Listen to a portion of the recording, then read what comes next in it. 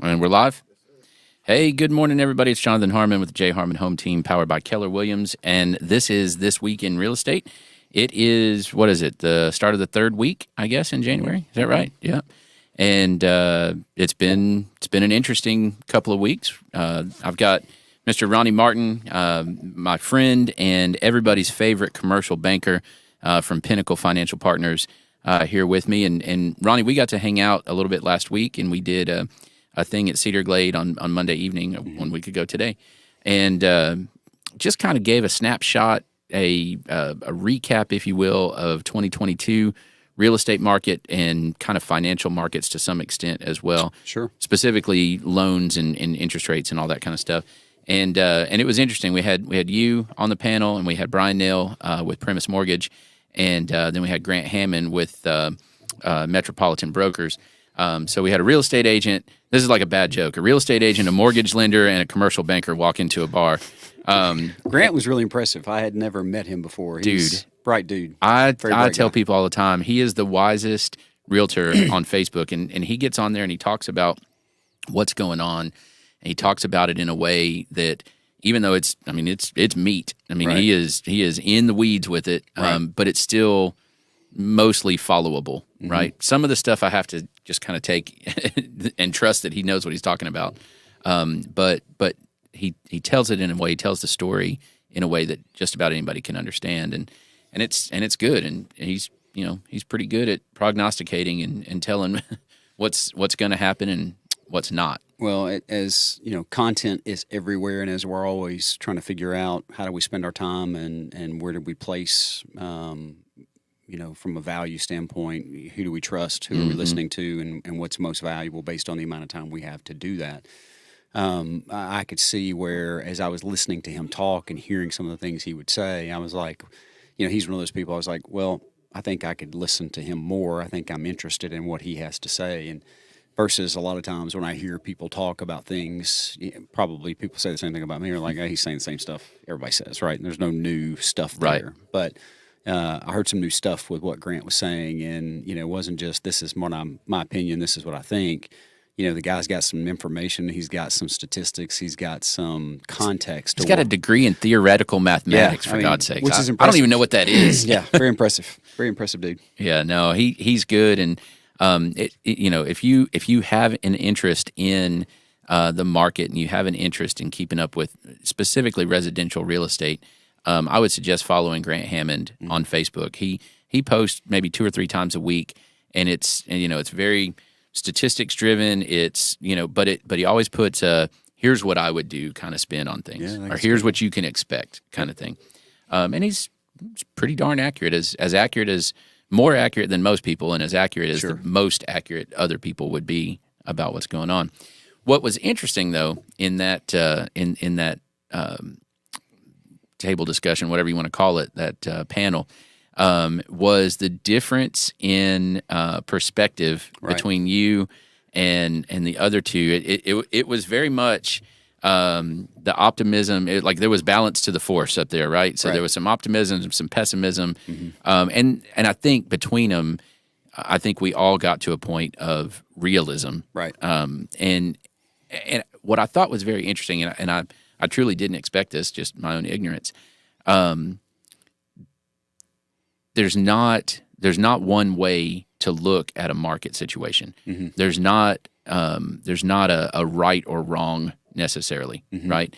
And I think when you can step back and go, okay, so why does Ronnie have a little bit more of a pessimistic view on things versus Grant had a significantly more optimistic view, and Brian's kind of a little bit in the middle of that. And it's funny because that's exactly how you guys How we sat. lined up. Yeah. And I think it all comes down to, you mentioned that your number one job for the bank is risk management. Right. You make money, but you're managing. If I've got this huge pile of money that's somebody else's, right? Your deposit accounts, those kinds of things. Right. How do I make money with that and limit the risk? Not eliminate, but limit the risk to an acceptable level. Right. And that's what governs your behavior That's exactly in your right. job. Yep. And I think so. What I what I try to frame is I'm an eternal optimist, and I really am. And a lot of people I would not have known that last week. a lot of people question me on that, and they'll say, "Well, you say these things," and I do say lots of things that might contradict that. But generally speaking, I tell people all the time that I think if you're investing, it's always a good time to be investing. There are, And to clarify, investing, you said this the other day, it's always a good time to buy real estate. that's exactly right. Yeah. I think where you have to be very careful is as you examine what your individual goals are, and so that's the nuance that we get into. That when you're listening or you see something on social media or you hear somebody say this soundbite. Out of context, those things can be very dangerous Yes. to people, especially people that aren't highly informed or they aren't very experienced. And so I tell people all the time, if you've got a long-term horizon, I use the example with Warren Buffett. Warren Buffett will say, "I don't ever sell anything," and the reason is I'm not in the business to day trade. I'm in the business to buy and acquire long-term assets that I think appreciate over That's time. wealth building as opposed to making money. Exactly. So he's got a book that he quotes all the time, and I think Benjamin Graham is who wrote it, and it's called The Intelligent Investment Advisor. And so Warren Buffett talks about that a lot. But it's I've tried to read it, and I'm not smart enough to read it. But one of the things Buffett talks about is, if you're not ever going to sell, then it's always the right time to buy. And it doesn't mean you just throw darts at a board. There's some other nuance to what you're doing. Sure. But back to the role that I play, I think, as we select advisors to help guide us in what we do, if they're asking us the right questions about what our time horizon is, what our objectives are, what we plan to do with the asset, whether it's a piece of real estate, a stock, or whatever the case may be, I think, the only real risk is buying short term. I think you're making some calculations at that point that you could get caught in. And so, there's another real estate adage that we talk about, and it's probably appropriate in stocks as well, but you make money when you buy, not when you sell.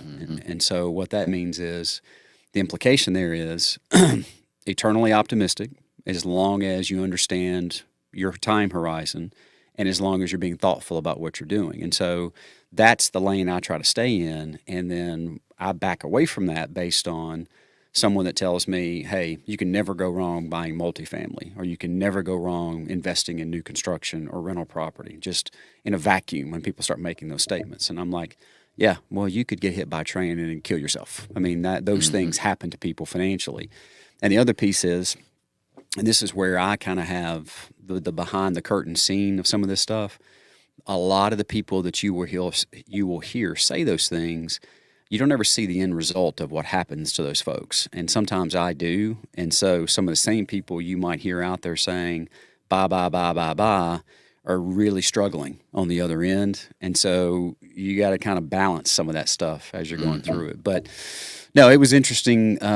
Again, back to Grant, I thought he had great perspective. I thought he had great data to support, the comments he was making. And you said it. My job is to mitigate risk, right? And so while I am the optimist, when I hear people make decisions like, it doesn't matter what the interest rate is, I'm going to do X, Y, and Z, that's kind of scary. So, your guard goes up. Or they're saying, again, you can never go wrong in land or dirt. That's not true. You can get smashed, right? You can get hammered. We saw that in 08, 09. You had people that were holding all kinds of land, but they were leveraged to their eyeballs on it. That's exactly right. And if it didn't, they were, they had a very specific cash flow plan. And if it didn't flow like it should, the bank's going to want to get paid in the short term, and you're sunk. That's exactly right. But to the point we were making earlier, if your time horizon, if you've got a 20-year time horizon, well, if you had assets that you purchased in between 2002 and 2007 and 8, yeah, if you didn't have enough liquidity and enough income coming in through 8 through 12, then you put those assets at risk. You put your capital at risk that you had invested in those assets. But if you were able to hold them. Exactly. That's the thing. So it's all about the time horizon to me. And so when we start, what gets me nervous is when we start making bold claims that say, "Hey, I think this is going to end in 6 minutes and 27 seconds. And so we know exactly what's going on. The truth is nobody knows that. You can't. I mean, it's just impossible. It's too complicated of a landscape for you to say, well, this one indicator says blank. And because of this one indicator, and there's I don't even know. I mean, hundreds, thousands of different indicators that work into that nuance. And at any time, Russia can invade the Ukraine. That's right. You know what I mean? And it's like, never saw that coming, you know? And that's why you heard me say I go back to consumer confidence. And I'm not trying to oversimplify things, but, you know, I think when you get to the place where you can simplify something to the degree that you can say, well, I can count on this being a good data point all the time, right? Mm-hmm. So interest rates are an issue, inventory is an issue, supply chain's an issue, pandemic is an issue, the Fed stuff is an issue. You could go on to the point you're making. There are 1,000 different variables. Mm-hmm. But all of those things, and this is Ronnie Martin's view, all of those things have a specific impact on people's confidence to ultimately make a decision to buy or sell. And so in my mind, inventory is impacted by that. If rates are super high, but people are still buying because they feel really good about the market and they're selling because they feel really good about the market, well, interest rates are a data point, but they're not the most important data point, right? Because you're going back to consumer confidence. So I think that, always when we get into a situation where we want to put all of our chips, because so this is another thing, you're a math guy, so you'll appreciate this. If you flip a coin, right, and I use this example all the time, your odds are 50-50, right? Mm-hmm. And if you flip a coin 10 times, your odds are still 50-50, right? Even though you might get 7 on one and 3 on the other. Exactly right. Mm-hmm. It's always 50-50. But what happens is the psychology of what we do, whether it's the psychology I'm going to get people, heads more often. That's exactly right. Or guess what? It's been tails 8 times. It's got to be heads this time. What's the odds of doing that? 50-50. Right. It's still the same. And so that stuff plays in. That's a gambler mentality. It is. Mm-hmm. And that's where I think people make mistakes. And that's the messaging that you hear, I think, a lot of people in the marketplace talking about is, hey, the Fed can't do this. Inflation can't do this. And you hear surely at this point. It's exactly that. So I'm going to go back to, you got to be very careful when you get into situations where we can't predictably know what's going on. When there's limited housing stock and you're getting 20 offers on a house, and I think you mentioned this, Brett lost out on a deal that was 100 over ask. Mm-hmm. Well, we can all argue that that's good or bad. I'm not going to argue that that's good or bad. What I'm going to say is it's very predictable, right? What we know is for that moment in time, this is what we understand what's happening, right? Yeah. There's no way we know what the heck is going on right now. 100% agree with that. I mean, I've got 3 listings listed right now. One is I've got 4. One's under contract, 3 are listed. And, the one that's been listed the longest, mm-hmm. in my opinion, is by far the best deal. Interesting. Oh, it's gorgeous. It's a beautiful home. It's a little bit unique. It's in a wonderful subdivision. I mean, like everything about it, and the price point is right. It's below some of the, it's come down. We talked about that a little bit, 6-7%. It's a little bit below what the older comps show. I mean, it is perfect, and it's sitting. So can we talk more about that? So why is that? Why do you think that is? I think that there's several things. I think that, I know for sure, month of November in Rutherford County, the total number of closings was 41% lower than the November before. Okay. So there's just plain fewer people. Right. Right. I haven't seen the December numbers. I'm sure they're out. Probably by now. They usually are about 12 days or so into the month for the previous month. I just haven't pulled them yet. But my guess is feel pretty confident that December was probably even lower, like further off year over year. Yeah, I think so. Okay. I mean, it was dead. Yeah. So I think that plays a role. If there's just fewer buyers, it is at that $500,000 price point. So $500,000 combined with 7% interest rate. Yeah. There's just a smaller pool of people in our area that can afford it, whether they will or not. Right. So I think that plays a role in it. And I think it goes back to consumer confidence. You see rates hit over 7%. You see different things going on. You hear this little chatter about COVID starting back up in China, and you hear all these different things. and people are scared. Right. And fear is a huge driver For sure. in consumer confidence. For sure. You know, it's interesting. So I would ask you this question, and I think about things like this all the time. So I would guess Bryan saw an uptick in activity over the past couple of weeks because rates hit a 4-month low, right? So I think for most people I know that's a fact. It's an indisputable fact. So where we get, all of us people that think we know something, where we get in this gray area is that really because interest rates went down? So I'm going to go back to the consumer confidence piece to that is it really that substantial? Hey, once we dropped an eighth or a quarter or whatever, did the math all of a sudden work, which is what is prompting the activity? Or are people getting off the fence because rates are moving down and they're saying, hey, this may be the cheapest, or now I can do it, or now I feel better, or now I'm sleeping better, or are people just doing it because it makes $27 difference in their payment? I'll throw a wrinkle out there. It may not be any of that. Right. Okay. It may be this simple. All right. Rates were here. Yeah. I'm going to wait and see what they do. It's the holidays anyway. I don't really feel like doing anything right now. Right. January 1 happens. Rates start to bump down just a little bit. People say, okay, they're moving down. Different programs are released. Primis released the thing where they'll do a cheap refi for you in 6 months. Oh, I heard him mention that. Yep. So you've got this kind of as a stopgap, a backup plan, if you will. And we're not in the holidays anymore. And here's the other thing. They stopped going up. So in other words, part of the problem, part of the fear is driven by, I don't know what's going to happen. Right. Right? Okay, well, they're moving the right direction, right? Let's start looking. We're going to find the one that we love. We can afford it. And maybe there's probably a few that are like, okay, if it adjusts by 0.5%, all of a sudden it makes my numbers work. That probably happens a little. I would say that's a very small amount. Yeah, I would tend to agree with you about that. I think it's confidence driven. I think I think you're exactly right. I think the holiday season has people focused on other things. I don't really want to afford this anyway. Yeah. So yeah. And look at how much money I'm spending on Christmas. I feel broke. Yeah. But yet they spent a lot of money on Christmas, so confidence is still there. Right. Right? But I think it's a focus thing.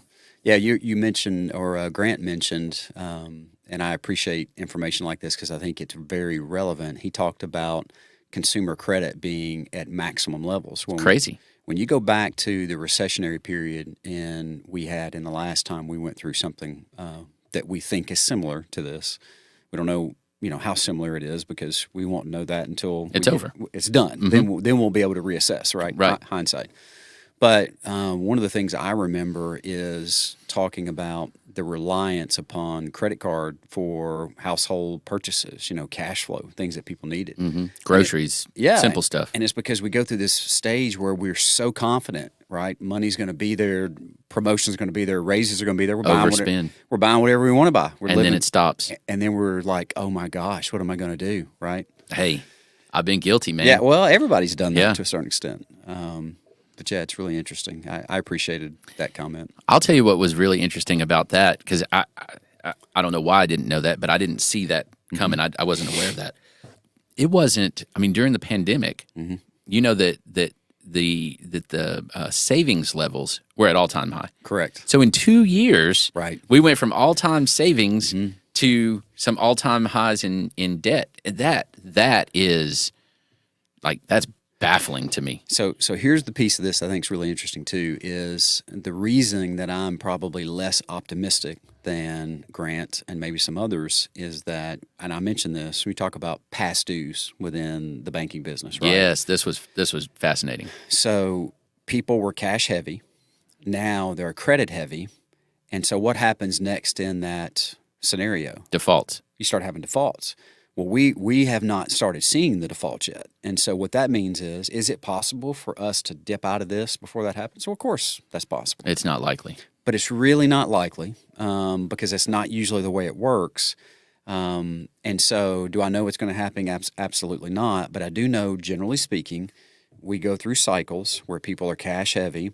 Then cash starts to disappear. Liquidity starts to disappear. But habits don't change. But habits do not change, and consumer credit goes up. People are buying things they can't afford, or things are getting more expensive and they're having to pay Things more. they shouldn't afford. How about that? Yeah, and you know what's happened in our local economy. I mean, 3 years ago, a $200,000 house, which you could buy $250, is now $350. Or more in some cases. Right. Yeah. And so layer into that a higher interest rate on top of that, and then the normal stuff that goes on: divorce, death, people moving for jobs, and whatever else, or someone being forced to make a decision. So time comes back into this, right? Right. You don't have the luxury of time To ride it out. and therefore, as a result, it starts costing people money. I just don't think you can have a full cycle until that happens. Maybe you can, but that's why I was saying I think it's going to probably get. I personally believe there's a better chance it's going to get worse before it's going to get better, because we haven't seen that shoe drop yet. That's interesting. It's interesting. Put in the comments. What do you think? I mean, do you think that what is your consumer confidence right now? How do you think things are going to play out? Let's go with the horizon, the rest of 2023. We're 16 days in, right? What do you think's going to happen? What's the cycle for 2023 going to look like? Put it in the comments. I'd love to read that. This is our own little miniature Gallup poll here or whatever, right? Well, I am one that believes that when you look at the yield curve that we currently have, short-term rates versus long-term rates, when you look at the default rate stuff that we've talked about, inventory, all the data points, I think long-term mortgage rates are probably going to continue to come down. I think them getting close to 6 was probably what prompted some of the stuff that was happening. I think they will get below 6, probably in the mid 5s. I don't know that they're going to get below 5 in 2023, but if they get to 5.5, I think that fixes lots of problems. The question is, will the Fed stop raising rates if they feel like that's going to happen? And that really that's a huge question, and they have to look back at the 80s, right? At the early 80s and see that lesson, right? That when they slowed on the pressure on those rates too quickly, it was catastrophic. Correct.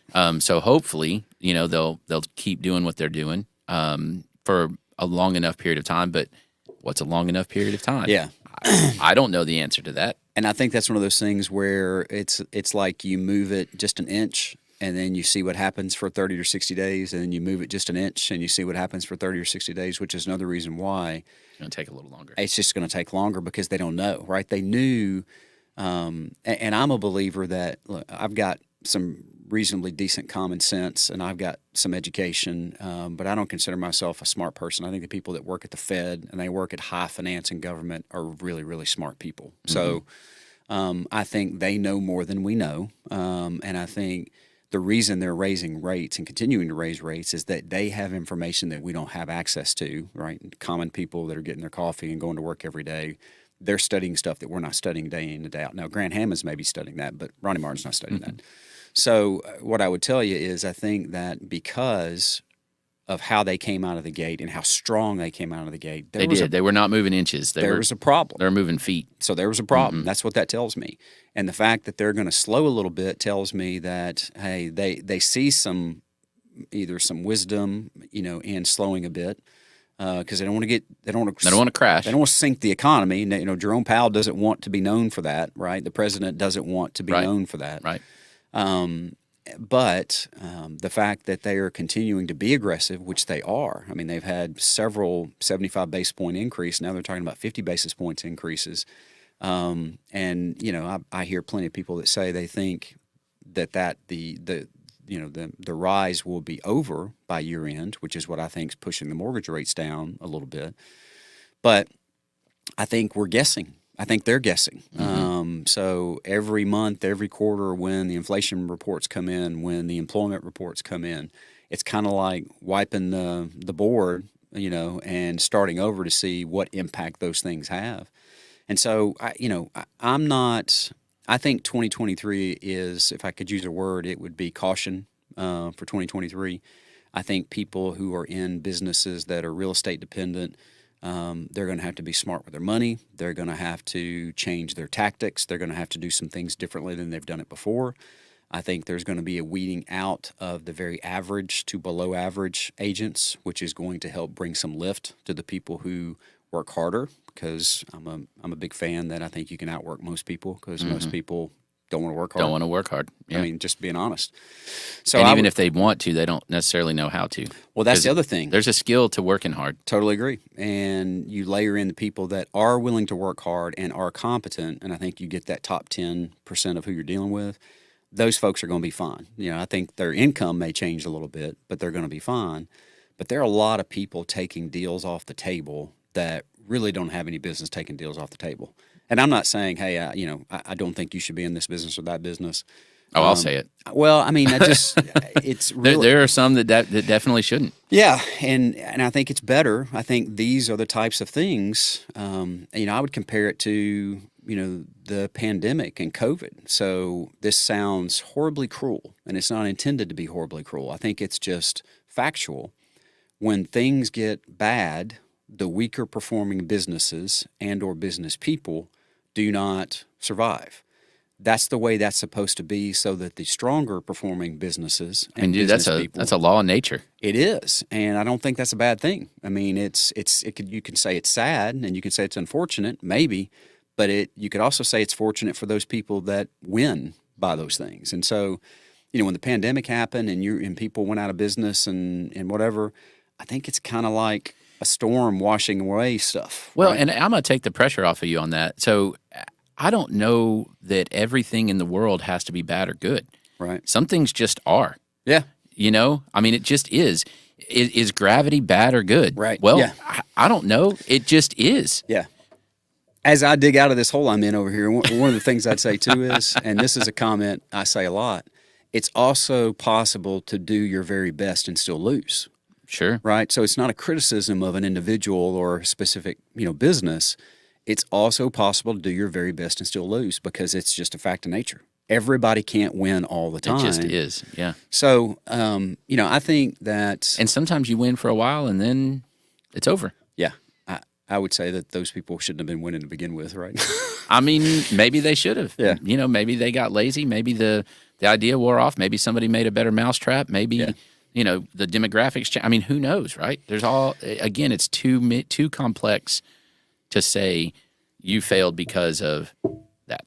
Yeah, I agree. I always go to this place where I think of Michael Jordan and Kobe Bryant, and I think of the book that Tim Grover wrote, which is called Relentless.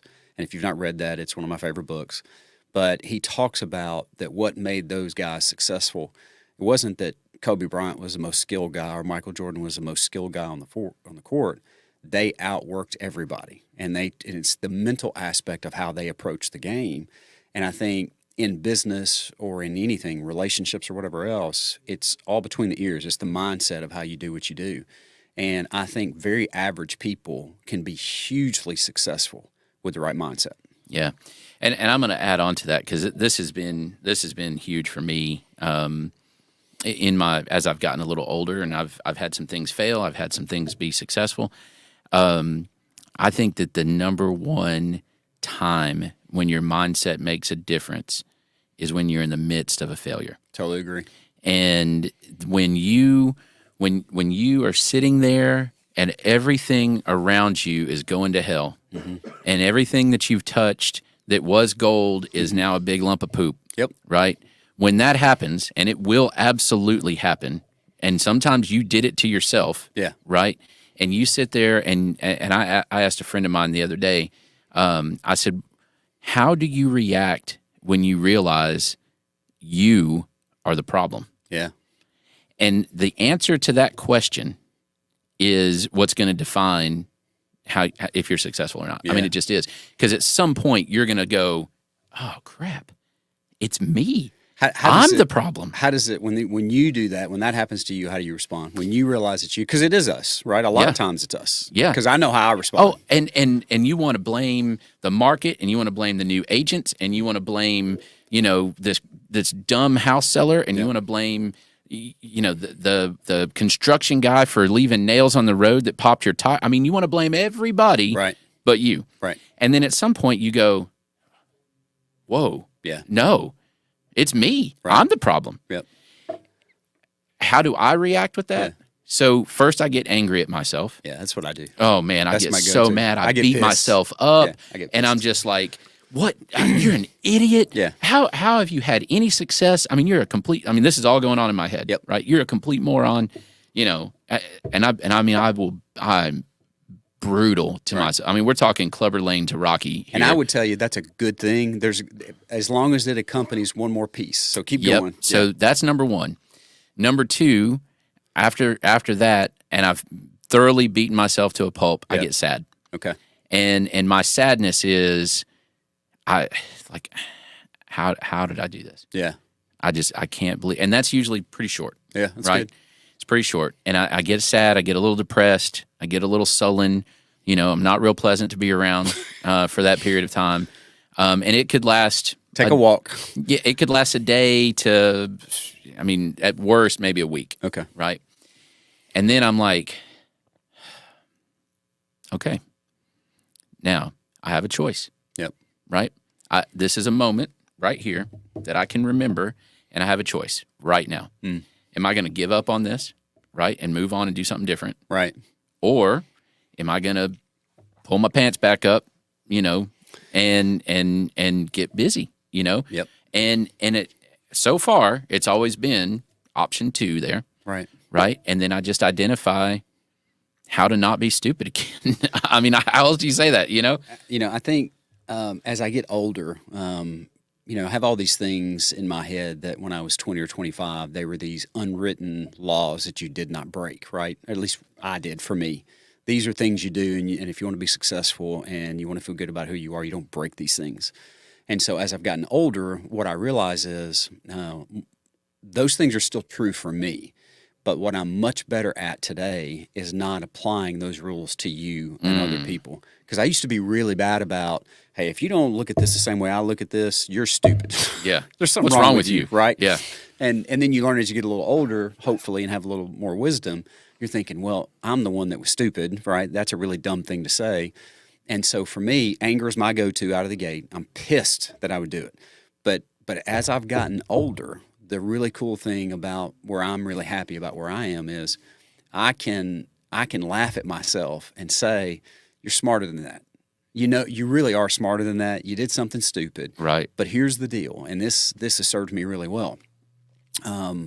I take personal responsibility for everything in my life. And so whether it be personal relationships, work relationships, where I want to be in my career, my health, it doesn't matter what it is my responsibility, and I'm not going to let you or Trent or anybody else walk in the streets of Murfreesboro define what I ultimately do, become, my attitude, my outlook, any of that stuff. Mm-hmm. Because the truth is we all have a decision, right? It doesn't matter.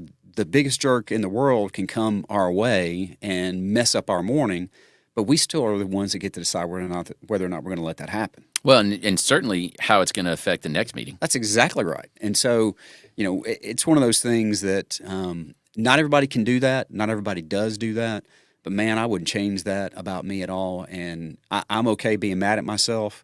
I laugh and forgive myself. I mean, I'm really hard on myself. But I'm also very gracious with who I am, and I forgive myself, and I give myself permission to fail because I know I'm going to work hard. I know I do the work. I know I have good intentions. I don't do anything intentionally to screw up or to hurt anyone in any way. So I forgive myself, but I go back and I take personal responsibility and I say, you know what? The cool thing about this, and this is why I laugh, I don't have to make this mistake again. If I'm aware of it and I take responsibility for it, I don't have to make this mistake again. And it's the most freeing thing in the world. I will tell you probably the number one thing that you just said that I am not good at.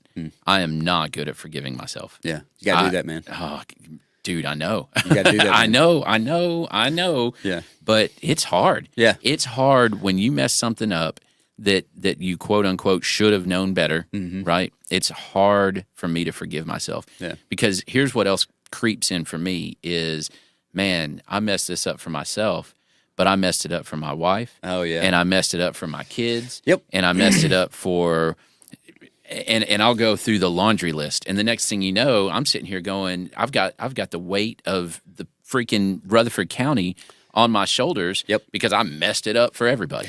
And it's hard to dig out of that, and that's where the sadness comes in. Yeah, and to share a personal story, I went through a divorce this past summer, and so in June, July, I went through a divorce. I didn't know that. I did, and that sucks. It's terrible. It is not a fun experience. And I was very close. My wife and I were very close. We'd been friends for a long time, and we hit this crossroad where there were a couple things that we couldn't reconcile, and we tried to, and we just couldn't do it. And so you're chewing each other up because you can't reconcile these differences.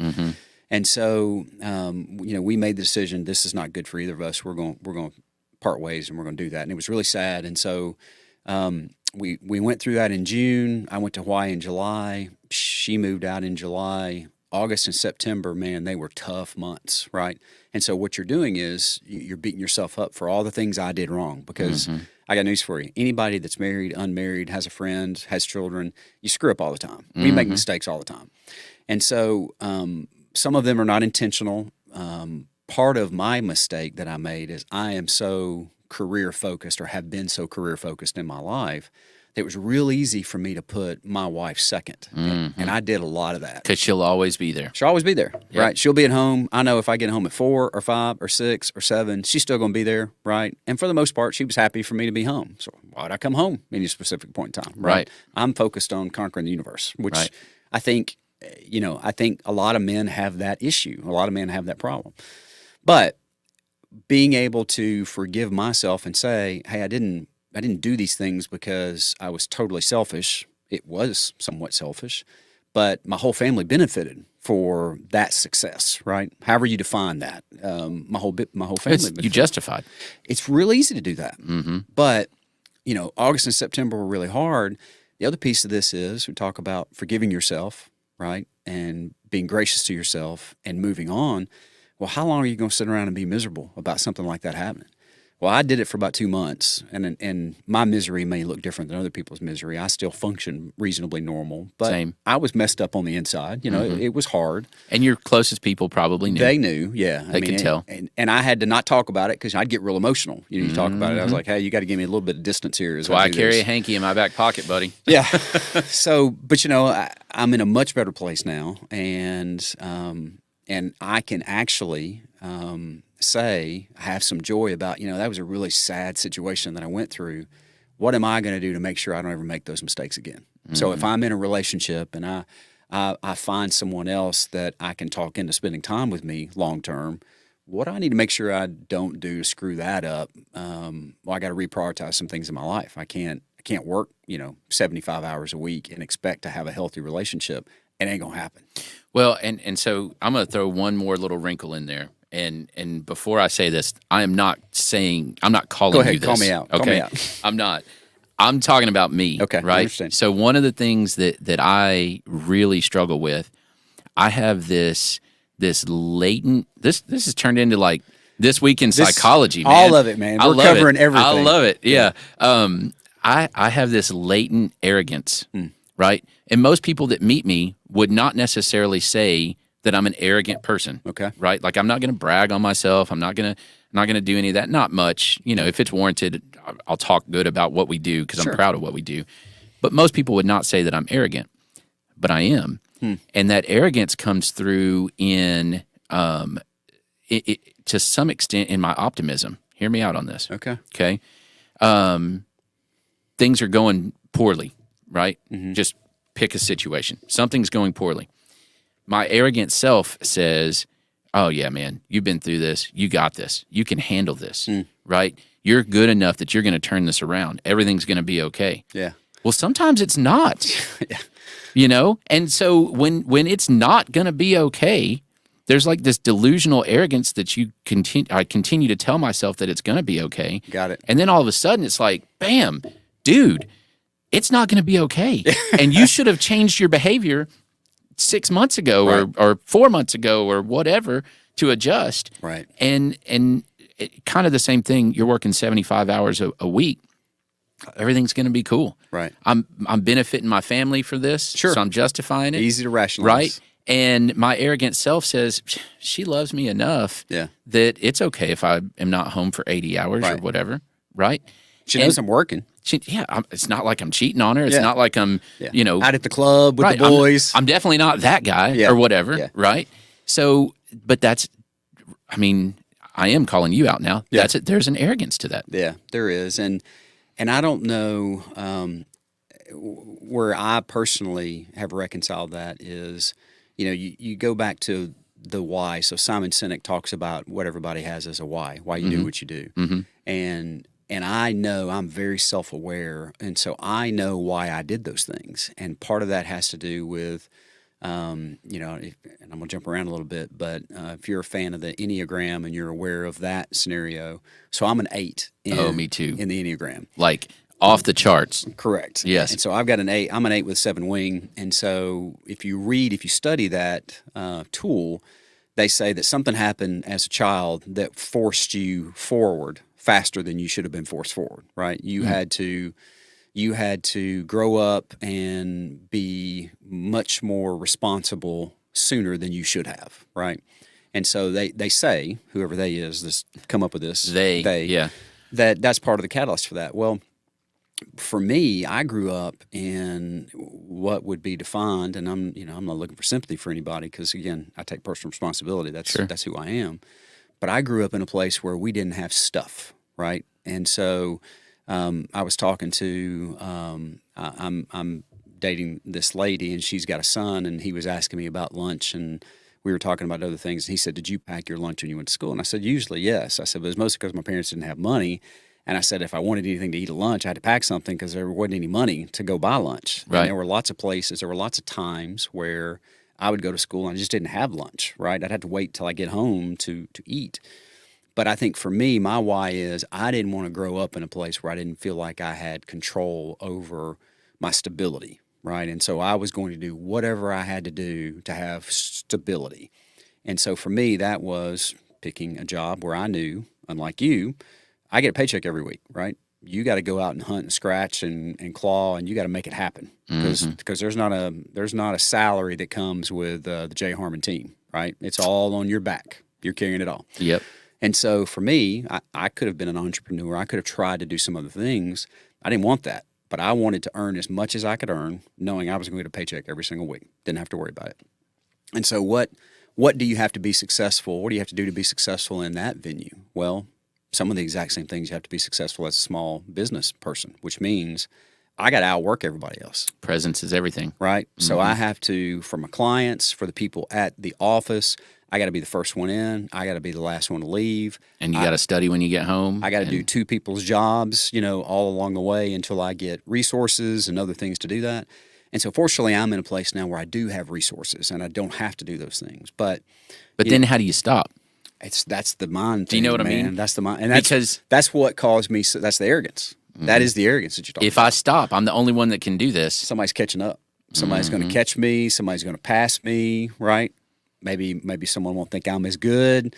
Somebody will take my clients. Yeah, you're just paranoid. Yeah, Totally. all the time. Yeah, that's right. I hear you. You act like you're talking about yourself now. Man.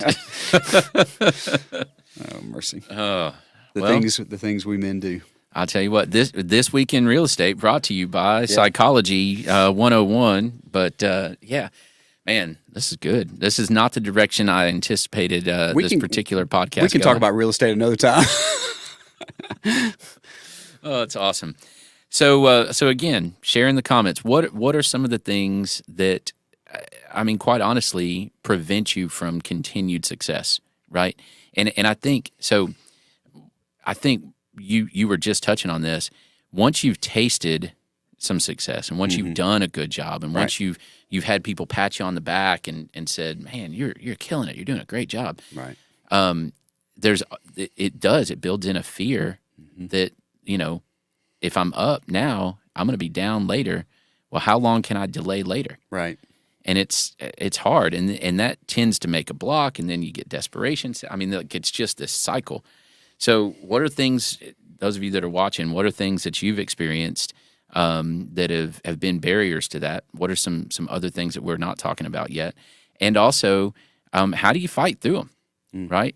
And obviously there's the one answer is, well, you just change your mindset. Well, okay. Yeah. I mean, easy enough to say, right? But how do you do it? Yeah.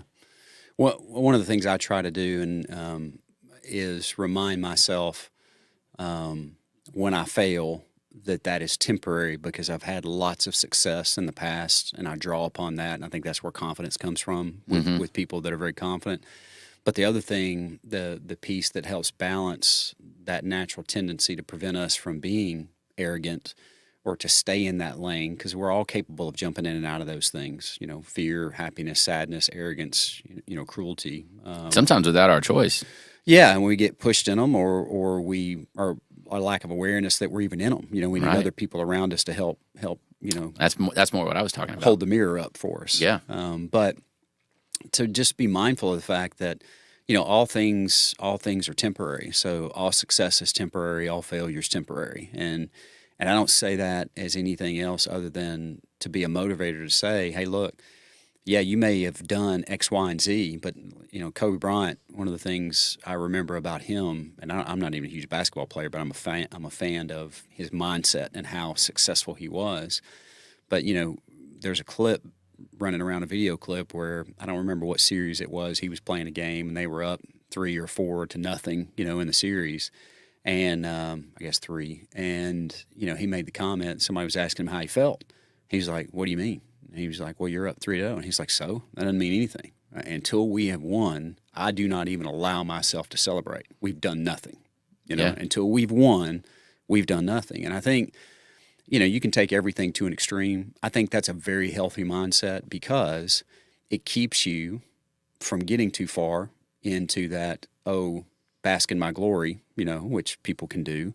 And it also keeps you from getting too far that when we make mistakes, which we're going to, because they're life's best teachers, that's the thing. Those are the things that drive our future success, are the mistakes that we make. 100%. But they prevent us from getting down on ourselves to saying, hey, you're such an idiot. You can never be successful. Well, that's not really true. You've had lots of success. You just did something stupid, or you did something that you weren't aware, would have a consequence that you weren't planning for.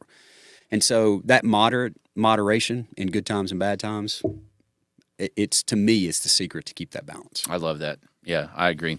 Hey, we're going to wrap this up, but before we do, we want to give a shout out to our friend Bryan Nale over at Primis. He is a huge supporter of all things Spread the Positive. Does a lot of work here in our community. Does support the Spread the Positive mission and network. If you are interested in supporting Spread the Positive, we'd love to have you jump in as well. Trent, do we have Bryan's clip? So let's hear from Bryan real quick. Hey, my name is Bryan Nale. I'm a mortgage loan officer with Primis Bank Mortgage, and I want to tell you that I absolutely love being a member of the Spread the Positive Network.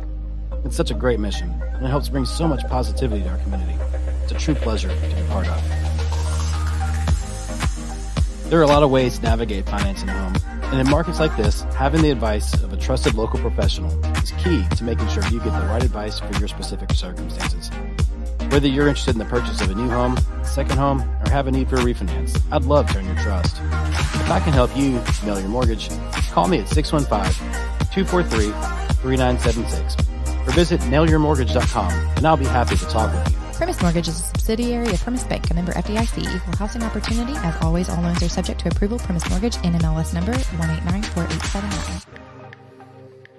All right, Ronnie. So here's the deal. If you stroke a check to Spread the Positive and help support the mission, we can make a commercial like that for you. That's a really good commercial. It's a great commercial. Hey, maybe next time I come, we'll talk about real estate. Yeah, maybe. This has been really good, though. Hey, Ronnie's my guy over at Pinnacle Financial Partners. If you're thinking about a small business, schedule some time with Ronnie. Even if you're not looking at a loan or anything like that, God, he is so smart about that, and he will give you unbiased, honest advice. And I mean, he'll flat out tell you, I'm not your guy, or I am your guy. But he'll also help you pick it apart and find some holes in stuff and challenge you to think about ways. And the more you do that, the more likely you are to be successful with that. So I just offered your time for you. Thank you. I appreciate that. You're welcome. Yeah. But hit Ronnie up for that kind of stuff. Thanks a lot for the invitation. Yeah, man. And if you need a mortgage, of course, call Bryan. If you need something in real estate, again, some advice, whatever, kind of figure out where you are in the market right now, give me a shout. Trent, you got anything, buddy? No, he said no.